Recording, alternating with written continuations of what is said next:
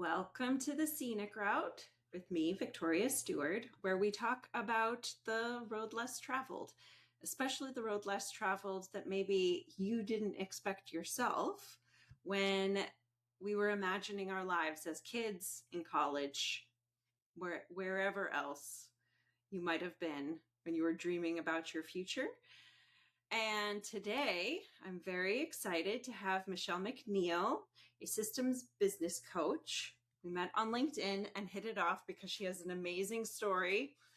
And you might not hear them in the background, but there's chicks in her office. So hopefully you hear them in the background because they're adorable. But Michelle, thank you for being here. And would you like to introduce yourself? Thank you so much. I'm so excited to be chatting with you today. Yes, sorry, not sorry on the chicks. This is my life. So I'm Michelle MacNeil. I'm a certified systems business coach. So I work with small business owners who are doing well by most traditional measures, but quietly running on fumes. So the ones that are too successful to quit, but they're too exhausted to actually enjoy what they've built.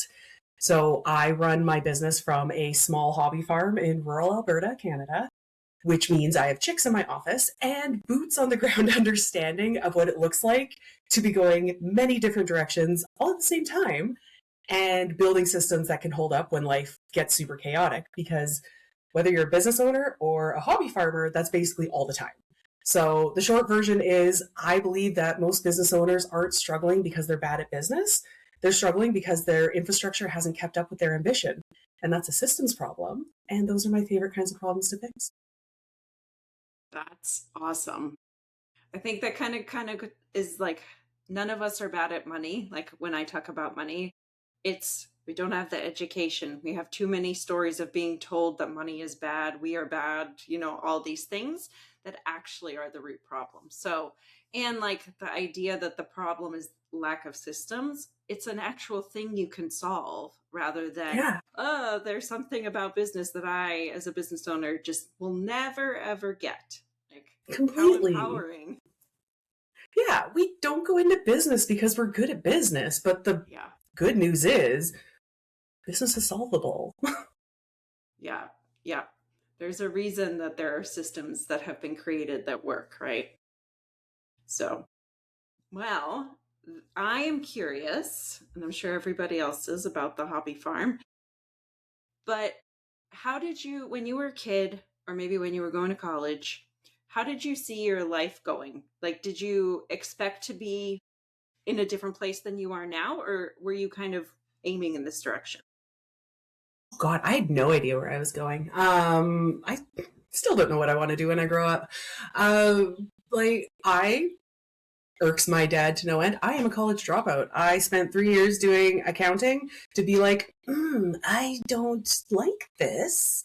And so I took some time off, temporary. Still have not gone back. Middle aged now, so I'm not going to. No, I did not. I didn't have like that trajectory planned out Mhm. of where I wanted to go. And so I thought I'd go to school and get a job. I went to school, didn't like it, so I went and got a different job. And then I started dabbling in other things. Like I started working in economic development, which was super cool, dealing with grant funds and helping municipalities and organizations do really cool stuff.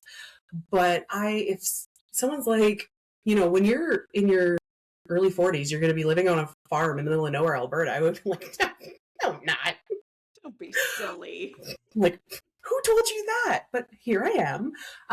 And no, I could not chart this on my life's bingo card. But at the same time, no one who knows me is surprised that I found a way to collect animals in my adult life. That doesn't surprise anyone. The farm, yeah, totally. I'm still surprised. That's so funny. So, what happened or what shifted in your life to like precipitate this change in Yeah. location, in how you're running your business, having the farm? Like, what Yeah. happened? Well, I had a baby, and so I was on mat leave because in Canada you get 12 months. And so Amazing. I was also an older mom. Not old by any means, just older.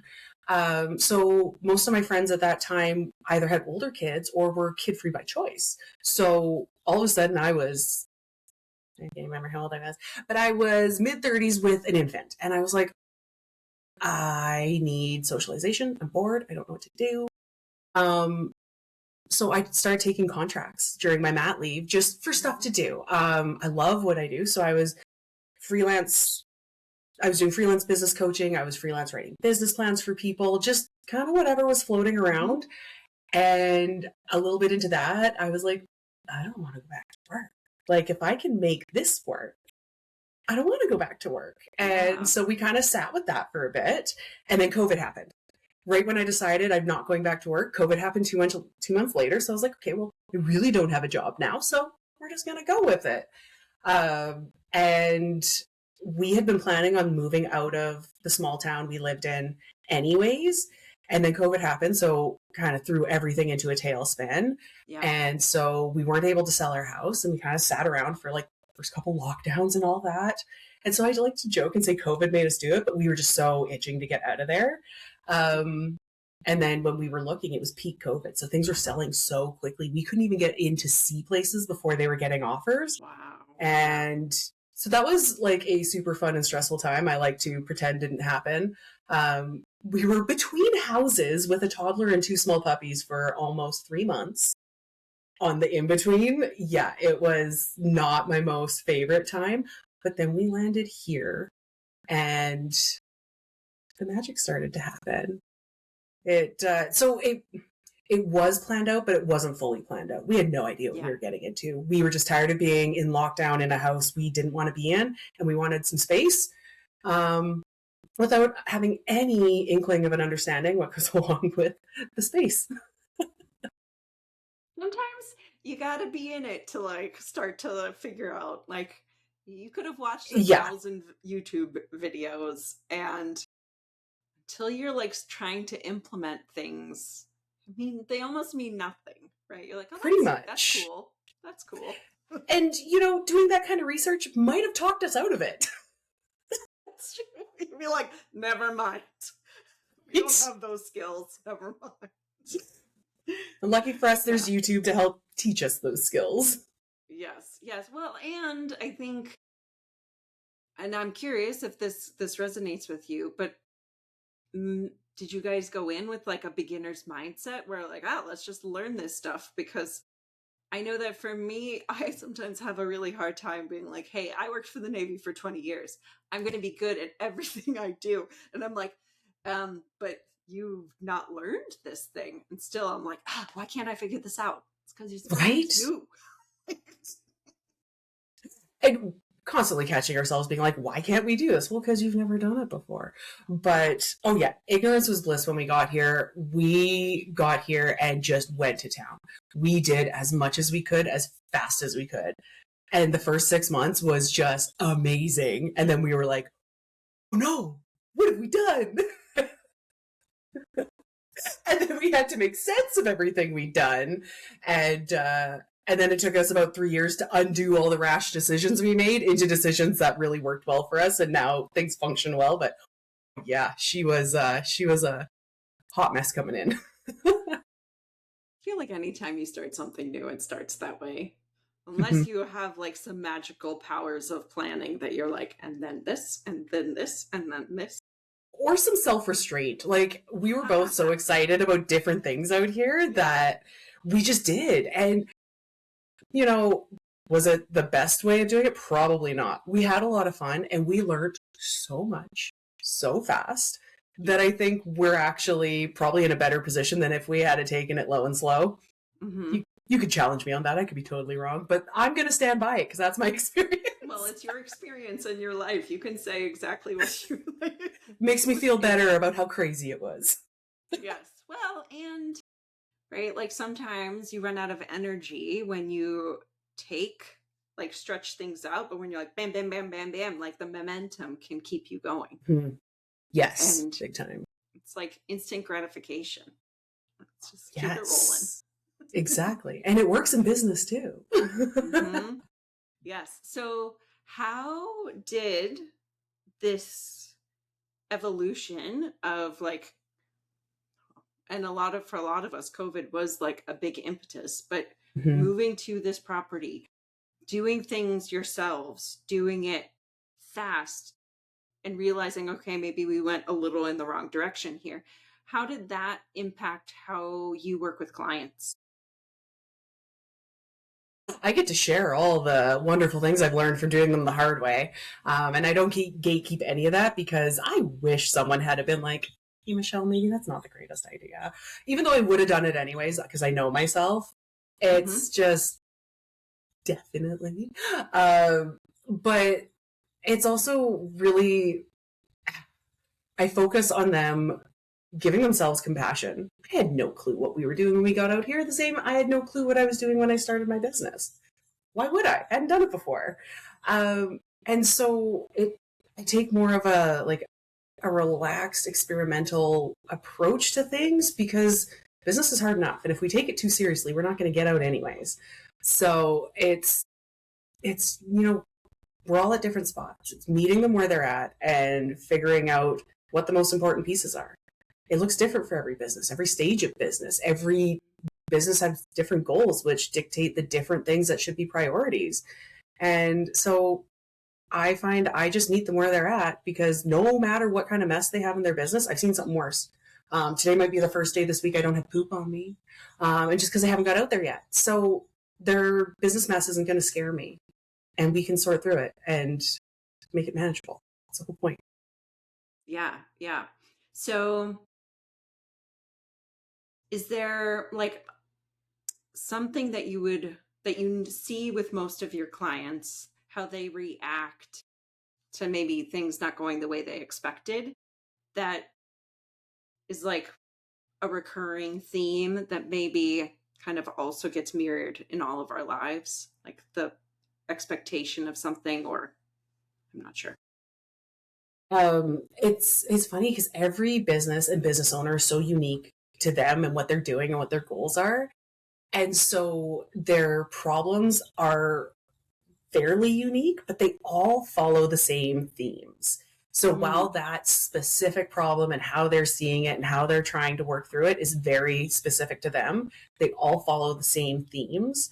And we all seem to think we should have it figured out. And everyone gets frustrated. Like, well, why can't I do this by now? Well, what history do you have doing this before? What knowledge do you have of doing this before? It's okay that you don't know that, but you don't have to torture yourself because you don't. And that's most of it. I hear this over and over again. And that's what I see most often. They feel like they should have it figured out. And because they don't to the extent they feel they should, they're the first ones to come down on themselves. And it's like, but says who? Who taught you this? Why are you supposed to know this? It's okay to admit you don't know everything about the business. And it's okay to support yourselves in those weak areas. That's actually, it's more than okay. It's the smartest thing to do. You're mitigating your weaknesses. Yes. Well, and it kind of goes back to why people need why coaches are so valuable, right? Because you probably help them hold their vision and believe in themselves, and you have the experience and tools to offer on how to adjust for these things that are feeling really, really hard. Absolutely. And we end up being too close to our own problems. That's why every coach needs a coach. Like, just because you're a coach doesn't mean you know it all. We all need people with the outside perspective that are not this close to the problem that they're trying to solve, because of course we can't see it. And there's nothing wrong with supporting those areas. Like, it's really the most strategic thing you can do to help yourself and make business not as hard as it has to be. Because it's going to be hard enough no matter how you approach it. And yeah, I think everyone should have a coach and a therapist, and I think we'd have a much happier world. Yeah, well, and it kind of goes back to like what you were saying, is that we like expecting that we can all figure it out on our own. Like, you don't even learn to walk by yourself, right? Like, you're observing everybody else around you, right? I can't remember if this was somebody on the podcast who said this to me, but they were like, Yeah, you don't judge a toddler for falling over all the time, because as they're Mhm. gonna pick themselves back up and like grab onto stuff and haul themselves around. So why do we judge ourselves for not like figuring it out instantaneously? And failure feels like Mhm. failure rather than a data point to be like, oh, how interesting. Let me try again. Exactly. And we take failure so hard. I think Yeah. it's an era specific problem, I do believe. Mm-hmm. But we take it so personally, and we shouldn't. Like, actually, one of the biggest things the farm actually taught me Mm-hmm. was failing forward. People talked about it, and I was like, I Yeah. don't want to fail. I don't want to fall down. Screw that. I'm gonna keep my head up. I'm not gonna fall, and I'm also not gonna make progress. Go figure. Mm-hmm. And then coming out on the farm, I did nothing but fall on my face repeatedly, and in ways Google could never prepare me for. YouTube education never could have prepared me for. Um, and realizing that that wasn't the end of the world, and learning to approach it from okay, well, it maybe it was this that didn't work. What do we do next time? What do we tweak? What do we improve? And also learning not to change multiple variables at one time. Learned that the hard way a couple times. But the farm taught me patience and strategy in a way that my business nerdiness and my researching and my business plan writing could not have. I needed the humbling, hands-on experience of failure after failure after failure to be like, oh, maybe this could be fun in business if I harness it properly. Right? Well, and Mm-hmm. this makes me like the failure question just makes me laugh, right? Because so my education background is engineering, and there's always talk about like, no, failure is fine, right? Like you start with a hypothesis, you either prove it or disprove it. And both are valid and valuable answers. Yes. Then in life, everything was like, okay, fine, yes, failure, like it's important, and yes, but please just don't do it. Right? Because and you're like, okay, I'm very confused, because either it's a good thing and we learn something valuable when we fail, or you better not, because it's a problem. Mm-hmm. Yes. If you don't learn anything from your failure, you are going to do it again until you learn the lesson you need to learn from it. Ask me how I know. How do you know? For the first, actually, even we're getting better now, but the first 3, almost 4 years on the farm, third tries a charm for us. First one, horrible attempt because we go in with a blind hubris we didn't have any reason to have. And then the second one would be a better attempt. And the third one would be like, okay, let's actually sit down and like do some research and plan this out and think. It took us years to learn that instead of doing things 3 times, we could take more time at the beginning and do a better attempt. So Yeah. we finally learned it. We moved too fast. That was the problem. We were moving so Yeah. fast that we didn't stop to slow down. It's like, okay, get it done, move on to the next thing. And that's when I realized my business planning had to come over to the farm, and it needed its own plan. We couldn't just kind of wing it being like, well, it's spring. What are all the things? Like, let's just do the garden and do this and do that. We needed a plan and we needed a strategy. And things have gotten a lot better since we have. Go figure. Go figure. Yeah, and I feel like the slowing down that you mentioned is so key, because I think our society is anything but like speed up, do it faster, faster, more, right? So it is so difficult to slow yourself back down if you're like start to feel like you're getting a little bit of momentum and be like, okay, wait a minute, am I actually moving in the direction I intended? Or Yeah, am I just like, let's keep going? And then you're like, where am I? Like, what am I doing? completely. If you don't keep your eye on that trajectory, all of a sudden you're like, how did I end up here? Like, where did I take a turn? And having great neighbors also taught me, like, farmers never stop moving, but they're never moving fast. They are moving thoughtfully, strategically, because they need their energy to last the entire day. Because when they're done doing whatever with the animals or seeding or whatever big tractoring they might be doing, they still have other chores to do. They still have to go around and make sure there's little maintenance pieces. There are so many things that are on their to-do list that there's no point racing because they're never going to get it done anyways. But they have their priorities and they just move at a steady, consistent pace. There's no hustle, there's no panic. It's just movement. And as someone who likes to do all the things really fast and get it done so I can say it's done and I can move on, that took a lot to compute for me. Mm-hmm. Yeah, like the slow, deliberate pace. Like that's why they say the tortoise wins the race, right? Because you're just like one step at a time. And I think that also helps, especially with those of us who will, like, our brains will get ahead of ourselves, is like remembering that it's one step at a time. It's one step, you move forward, you take another one. It's not like, oh, I'm like 20,000, I'm going there. And you forget exactly. that it's just one step at a time. Exactly. Because when you're looking like, okay, well, that's where I'm ending up, but there's 8,000 steps in between. It's like, well, I don't have time to figure out those steps today. So tomorrow. And then nothing gets done. And so planning it out and in a way that it's digestible and manageable and followable and flexible for when those things go off the rails, because we know that's going to happen. Like we said at the start, life starts lifing and there's nothing you can do but life with it. Yeah, exactly. Right? Like, I think that's the key, is that either we're like so focused on doing the thing that you forget to like come up with a plan, or you get so tied rigidly to a plan when, Mr. Murphy shows up, or, something breaks and you're like, well, now what? I'm like, it's like, okay, no, you just pivot. Yeah. You know where you're aiming for because you have a plan.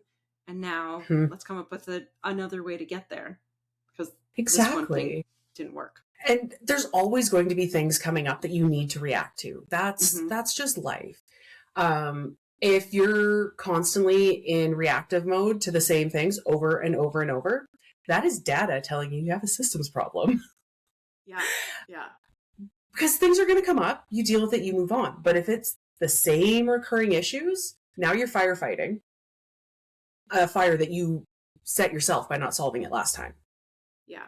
But again, it's data. And then you solve for that. That's no longer a thorn in your side and you keep moving. And then as the other thorns in your side appear, you solve for that and move on. You solve for that and move on.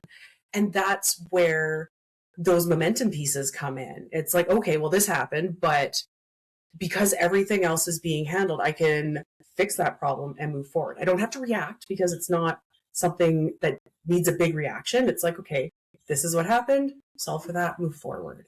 If one small thing can derail your whole plan, your plan is too thin. Yeah. If one hiccup ruins it, then you were setting yourself up for failure from the beginning. It needs extra time. It needs flexibility. It needs the ability for life to come in and do its thing while not completely derailing everything you worked so hard for. Yeah. That in itself is like a good data point, right? Like one tiny thing, one little blip, it's like, it's time to throw up our hands, then that gives you some more information. Yeah. If something that tiny can cause that much of a disruption, you have a disaster waiting to happen. And I don't mean that in a mean way. It's true. Business is hard enough. And if those little things can derail you, you're going to be feeling like you're behind all the time. And then it's hard to feel like you're getting ahead when you can't get out of that reactive mode. Yeah, totally. So just because I want to ask it, are there any really valuable lessons that your animals have taught you? Because I love animals, and usually their lessons can be hysterically funny and also like, oh my God. Yes. Again, that consistency is key. There's so many pieces to like everything that has to work together out here, but like our turkeys. they are dumb creatures by nature. So they need to be fully secure at night because they are just really dumb snacks. So they have a secure pen for the evening. So I know nothing's going to eat them because we want to. That's the whole point of having them. And so we have to herd them from the pen to the pasture every day because they get happy turkeys. They get pasture all day long. They get to eat bugs and raspberries and all the things, and then they get secure at night. We learned how to herd turkeys. So consistency. The first time you do something, it's going to take you like 6 times as long, and it's probably going to be a shit show. That's the first day of herding turkeys. But by the 3rd or 4th time, all of a sudden they start to get it. And so it becomes like muscle memory for all of us. Business is no different. Whether it's marketing or bookkeeping or operations, the first couple times you do something, it's like, all right, well, let's just see how this goes. And then it gets better and it gets easier and you can streamline it and then it gets predictable. By the end of the first week, all we have to do is open the gate. They know where they're going. The kids down there got the other gate open. They just put themselves right in. They know they've got a whole day of grasshoppers ahead of them and they just do it. Yeah. And it's no different in business. That consistency, that muscle memory of the things that need to happen, free up your brain for all the other things you need to do. Yeah, that's such a good reminder of like, hey, expect it to be a little crazy the first few times, but if you're consistent, it gets completely so much easier.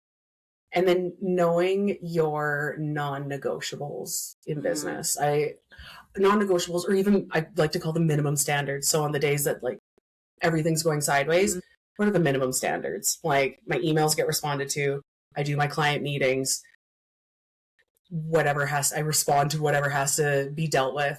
And then on the farm, like we do the head count, we make sure everyone is secure, everyone gets food and water, but maybe nothing extra gets done because we're dealing with this over here. So knowing your non-negotiables means nothing falls apart.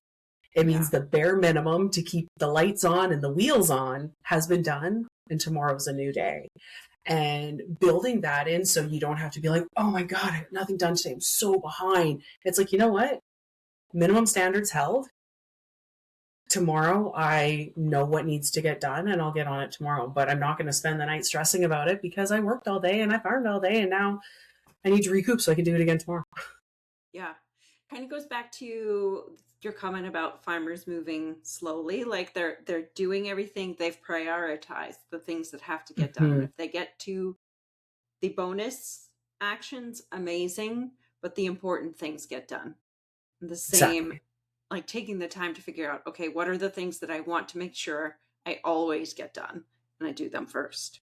Absolutely. Or around whatever chaos is happening. Exactly. And you have to have goals to be able to set your minimum standards because the minimum standards have to support the goals.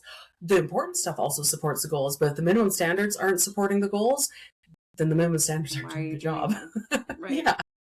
Then they shouldn't be on the list. Exactly. Yeah. Then you just have a list of things that really don't need to be listed out. Yeah.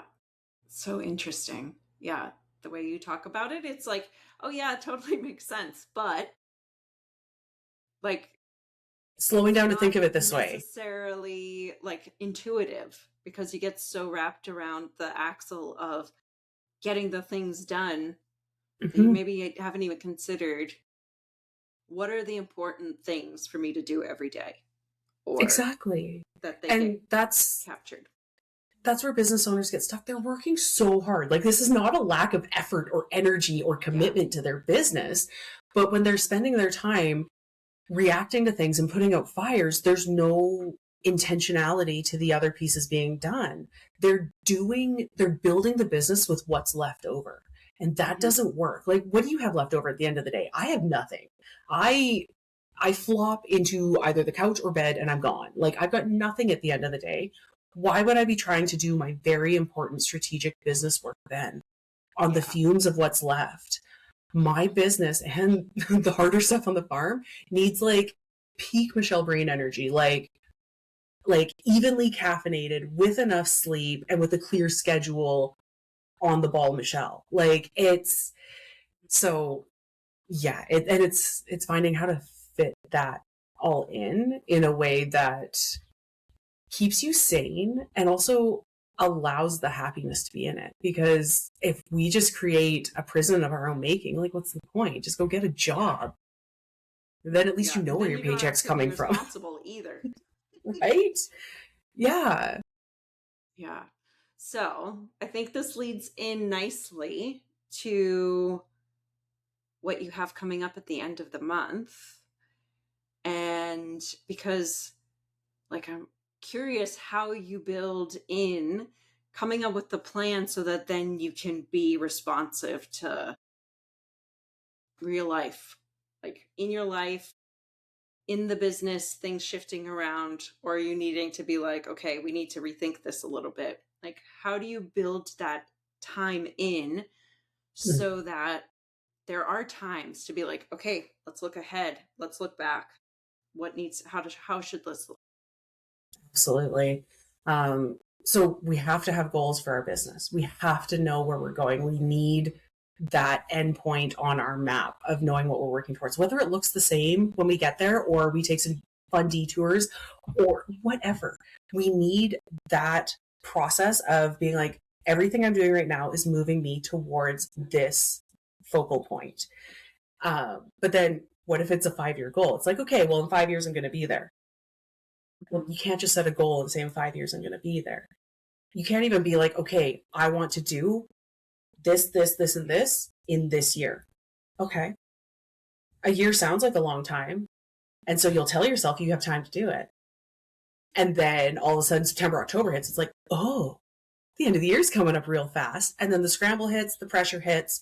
And it's like, well, I'm not going to hit these goals because annual's too far for our brains. It's great to have, again, the trajectory and the endpoint you want to get. But if you can't break it down on a granular level, it cannot survive the flexibility life demands. So what I have happening at the end of the month is my favorite thing. I've been doing it in my business for 3 years now. Been doing it on the farm for almost 3 now. A quarterly planning session. So it's completely free. It's a co-planning session. I'm not teaching anything. We come together and we sit down and build out our strategic plan for the next 3 months, the 1 quarter of moving things forward. It can be a project. It could be working out a strategy, like working the kinks out of a strategy. It could literally just be, I want to make sure I have enough time to have fun this summer, but what are the bare minimum things that need to get done in the business for the next 3 months? Whatever it might be, we come together and we map out what the next 3 months looks like, what the goals are, what the metrics we're tracking are, and what it looks like week by week.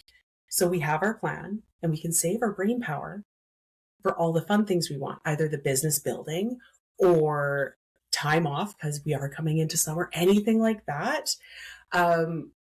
We can build it.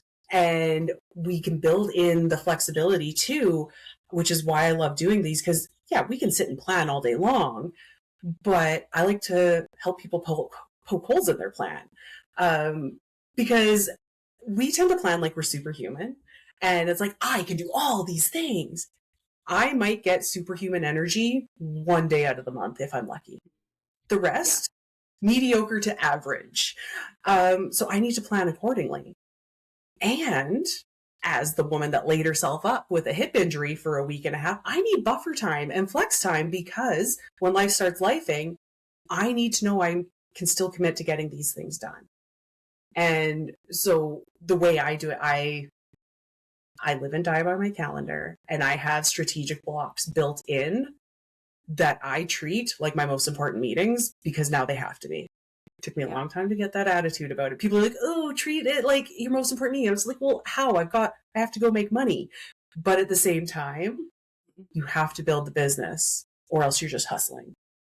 Yeah. And if you don't build the business, you never get out of that mode where you can build in the flexibility and the structure and the enjoyment.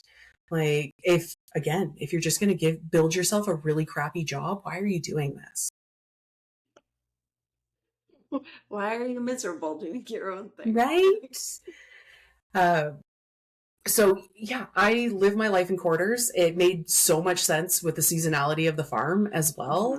Mm-hmm. So I do my quarterly planning for the business, and then I do my quarterly plan for the farm, and it keeps us all on track, and makes sure it makes sure I'm planning around things properly. Like this is a gangbusters season on the farm. So I've blocked more time than I think I need to block in my calendar because I need it. I can book stuff in. I can flex it. I have that flexibility. But I've also built in the extra time to make sure one hiccup doesn't derail my entire week. Because Yeah. I get really grumpy when that happens. It's not my favorite. I don't think it's anybody's favorite. I also I like how you said it's like co-strategy time, because I have noticed for myself it is much easier to show up to do stuff like this that feels like, oh, I can do it whenever. Oh, it's important, but it's just for myself, right? If you commit to doing it Mm-hmm. with other people. Because I know I won't blow off other people, but my own plans all the time. Completely. And that's my most important things get done during co-working time. I have my co-working crew that we meet regularly. We get important things done with our business. And I know I have that time carved out every week because I am not going to bail on them. They're expecting me to be there. I'm expecting them to be there. And we all work together. We're all working towards different things, but we're supporting each other. It's the same thing with this. You can go and build a plan, but I have it so it's carved out that we build the entire plan while we're there. There's work breaks in it. It's like, let's break this down. Let's spread this out. Let's talk about what's not making sense in your plan. So when you walk out of here, you have 12 weeks mapped out and you get to take back all that mental energy and pour it into the things you're doing, not building the plan every day when you sit down. What the heck am I supposed to work on today? And that's why I love these sessions. I need all the brain power I can get. And so I need to conserve it every chance I can. And this helps. And I just love being in a room full of, ambitious business owners talking about the things they want to achieve, because sometimes we can really get quiet about what we're working towards and what we truly want out of what we're working on. And I am of the belief we should be celebrating that out loud a lot more, Yeah. because we're all working towards something. Yeah. And usually it's really cool. And building a business can be super lonely. And if you can come and be with people doing the same thing and get to talk about your stuff, and then people are like rooting for you too, which is, it adds like a magical energy into what you're doing when people are like, yeah, let's go. Yeah. And the best part, I would say this about everything, all the parts are my favorite part, but one of the best parts is this is why I love what I do. This is why I don't have a shitty job. But at the very beginning of the planning session, we review. We talk about what we did compared to what we planned, because I'm going to have some people coming back that did the plan with me last. They're going to talk about what worked, what didn't they follow through on, and maybe why. Did they need to? Like, there's so much data to play with afterwards, and then you get to see how other people showed up in their business. And when you see other people showing up in their business, it's really inspiring because you want to be showing up in yours too. Because it's like, look at them doing that. Like, yeah, it's like the mob mentality, but for our business. Well, right? Like, oh, that sounds fun. I think I can do that too. Right? Yeah. No, it's so good to like have a community to kind of, because it's just like some of the stuff feels so unnatural to be doing. And then, but if you're doing it with other people, you're like, oh, well, this is fine. We're hanging out. Yeah. We're all doing the same thing. This is great. Exactly. And you can connect and commiserate over all the stuff. Yes. And then you can share resources. Like, I'm going to burn my computer if I have to do any more bookkeeping. It's like, here, call my accountant. Like, yes. There's so much in community. And like, look at us meeting on LinkedIn. And then we had the most amazing chat. Like, it's it's so amazing to connect with other business owners because, yeah, it can be isolating and it's hard.